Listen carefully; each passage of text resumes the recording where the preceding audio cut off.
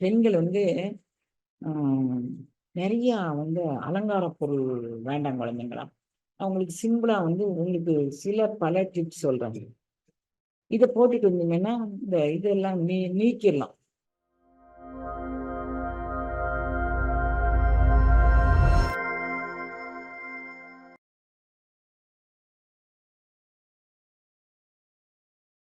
திருச்சிற்றம்பலம்.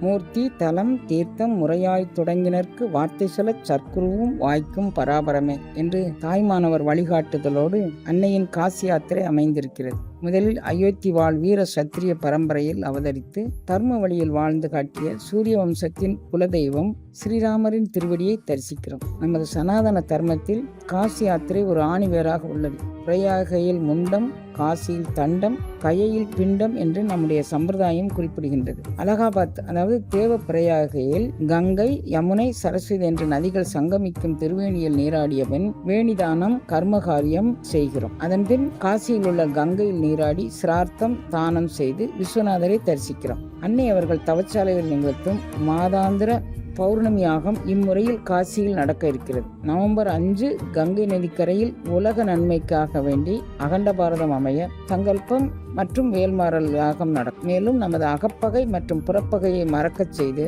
எல்லா மங்களங்களையும் நமக்கு அருளும். காசியிலிருந்து 10 கிலோமீட்டர் தொலைவில் உள்ள சாரநாத் கோயில் புத்தர் ஞானம் பெற்ற அந்த இடத்தை நம்ம தரிசிக்க போகிறோம். இந்த மனநிறைவோடு கயா செல்கிறோம். அங்கு முன்னோருக்கு திதி தர்ப்பணம் செய்து பிண்டமிட்டு வழிபடுகிறோம். இதன்பின் நாம் அனைவரும் கல்கத்தாவை நோக்கி பயணிக்கிறோம். அங்கு வேலூர் மடத்தில் சுவாமி விவேகானந்தர், ராமகிருஷ்ண பரமஹம்சர் மற்றும் சாரதா தேவி அம்மையார் அவர்கள் ஆற்றிய சமுதாய தொண்டை உணரும் வண்ணம் அவர்களின் சுவாசத்தை உள்வாங்கி தியான பயிற்சியில் ஈடுபடுகிறோம். மேலும் ராமகிருஷ்ண பரமஹம்சர் வணங்கிய காளிதேவியின் திருவடியை தரிசிக்கிறோம். இதற்கு அடுத்ததாக புண்ணிய பூமியான ஜெகநாதர் கோயில் அமைந்திருக்கும் பூரி நகரை நோக்கி நாம் பயணிக்கிறோம். ஸ்ரீ ஜெகநாதர் திருவடியை தரிசனம் செய்துவிட்டு நிறைவாக ராமேஸ்வரம் நோக்கி நாம் பயணிக்கிறோம். ராமேஸ்வரம் ராமநாத சுவாமி தரிசனம் மற்றும் தனுஷ்கோடியில் அனுமன் சுவாமிகள் ஸ்ரீ ராமருக்கு அமைத்த ராமபாலத்தின் தொடக்கத்திற்கு சென்று எது எமை பணிகொடுமாறு அது கேட்போம் என்று நாமும் வேண்டிக் கொள்கிறோம். இந்த யாத்திரையின் மூலம் நம்மை குரு அருளுக்கும் திரு அருளுக்கும் உகந்த பாத்திரமாக மாற்றி எந்நாளும் இன்பமே என்று வாழ நாம் அனைவரும் பங்கு பெற்று பலனடைவோம்.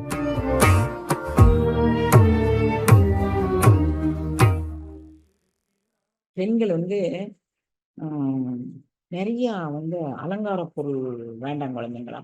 அவங்களுக்கு சிம்பிளா உங்களுக்கு பல டிப்ஸ் சொல்றேன். இதை போட்டுட்டு இருந்தீங்கன்னா இந்த இதெல்லாம் நீக்கிடலாம். ஒரு நாளைக்கு ஒரு ஒரு 10 திராட்சை பழம் சாப்பிடுறீங்கன்னு வச்சுக்கோ. ஒரு 10 திராட்சை எடுத்து வச்சிருங்க. 10 திராட்சையை நல்லா கைட்டு பிசைஞ்சு விட்டுட்டு அதை தொட்டு தொட்டு போடும்.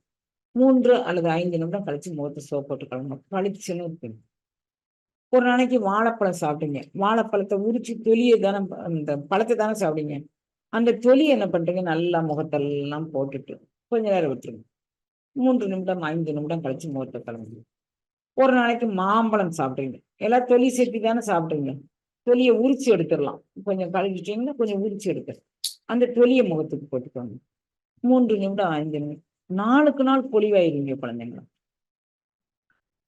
அப்படியே எனக்கு அப்படியெல்லாம் பொறுமையா இல்லைம்மா, எனக்கு வேண்டாம். ஒரு ஆரஞ்சு பழம் வாங்குங்க. ஒரு 8 துண்டா கட் பண்ணுங்க.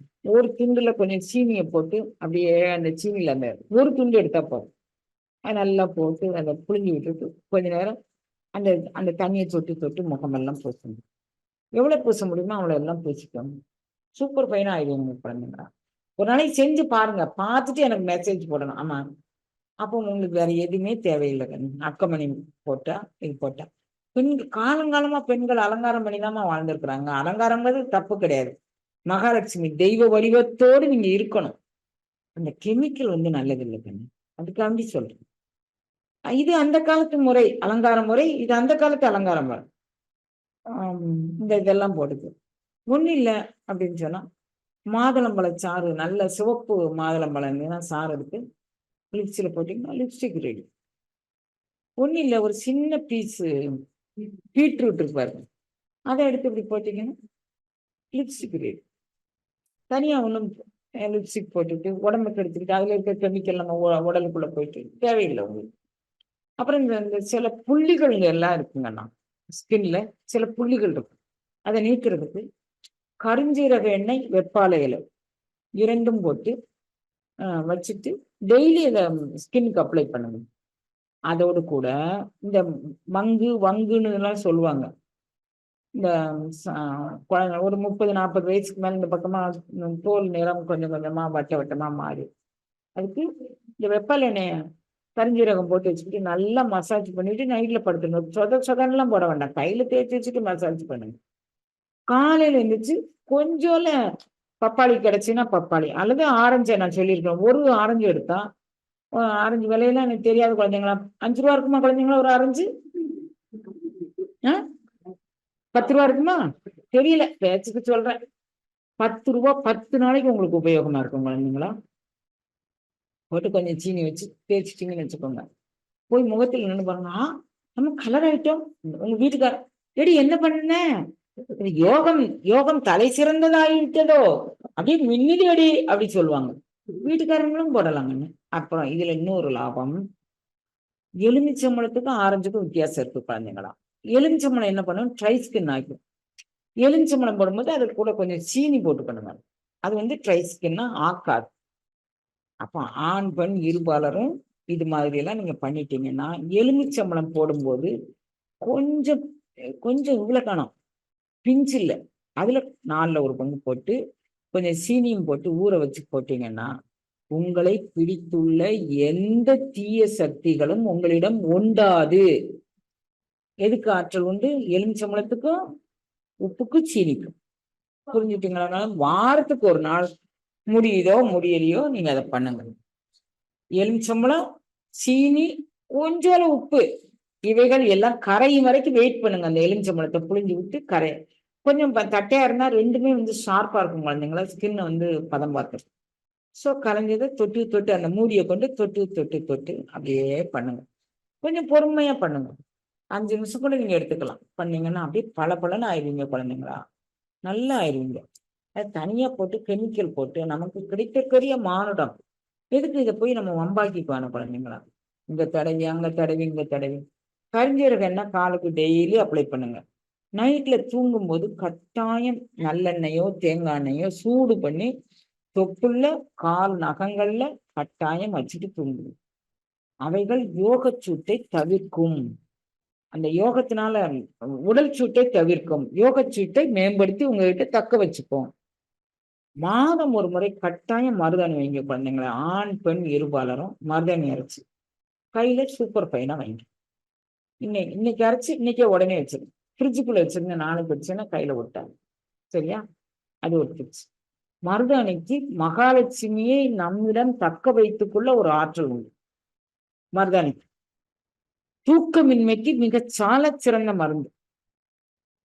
யாரும் ரொம்ப தூக்கம் வரலமா தூக்கம் வாய் முத்திரை வச்சுட்டு சாயங்காலம் 6 மணி வாக்குல கொஞ்சம் மருதாணி விதை, கொஞ்சம் மருதாணி பூவு, கொஞ்சம் மருதாணி காய், கொஞ்சம் மருதாணி இலை எல்லாத்தையும் போட்டு மிக்சியில 2 ஓட்டு ஓட்டி தேங்காய் எண்ணெயில போட்டு அள்ளி போட்டீங்கன்னா, பலகாரம் செய்யும் போது பொங்கி வரும்ல, அது மாதிரி பொங்கி வரும். அந்த எண்ணெயில சும்மா ஒரு கை உள்ளங்கை அளவுக்கு தலையில வச்சுட்டு ஒரு 5:30 மணி 4 மணி 5 மணிக்கு வச்சுட்டீங்கன்னா 8 8:30 ஆன உடனே உங்களுக்கு நல்ல நிம்மதியான தூக்கம் வந்துடும். நல்லா மல்லாக்கப்படுத்திட்டு வாய் முத்திரை வச்சுட்டு படுத்துட்டீங்கன்னா அழகா தூங்கிடுங்க 4-5 மணி நேரம். இந்த மருதாணிக்கு சோம்னாம்பலிசம் அப்படின்னு இரவுல எழுந்து நடக்கக்கூடியது கேட்கும். அப்புறம் இரவுல அண்ணா பின்னான்னு பேசுவாங்க. அதுவும் சில பிள்ளைங்க பேசுற லாங்குவேஜே புரியாம பேசுவாங்க குழந்தைங்கள. அதுக்கு பேய் பிடிச்சிருக்கு அப்படிங்கிற ஒரு பட்டம் கொண்டு சூட்டிட்டு வருவாங்க. இவைகள் நரம்பு தளர்ச்சியின் ஒரு வெளிப்பாடு. அவைகளை அத்தனையும் சீர் பண்ணக்கூடியது இந்த மருதாணி இலை, இந்த மருதாணி பூ, மருதாணி காய், இவைகள் எல்லாமே பிஞ்சு எல்லாமே. கொஞ்சம் ஒரு வீட்டுல ஒரு செடி வச்சீங்கன்னா உங்களுக்கு கணக்கான பேர் வச்சிருக்கிறாங்க. நம்ம வீட்டுல இருந்தே எடுத்துட்டு போய் வேரோடெல்லாம் வைக்கணும்னு அவசியம் இல்லை. அப்படியே எடுத்துட்டு போய் ஒரு அது பேர் என்ன மண் ஜாரா, அதுக்கு என்ன வைப்பீங்க, தொட்டி, ஒரு மண் தொட்டியில வச்சீங்கன்னா அது வாஸ்து கோளாறுக்கும் சால சிறந்த ஒரு சத்தியம். வடக்கு வாசல்ல வைக்காம தெற்கு வாசல், பால்கனி, தெற்கு பால்கனி எல்லா இடத்துலையும் வைக்கும்.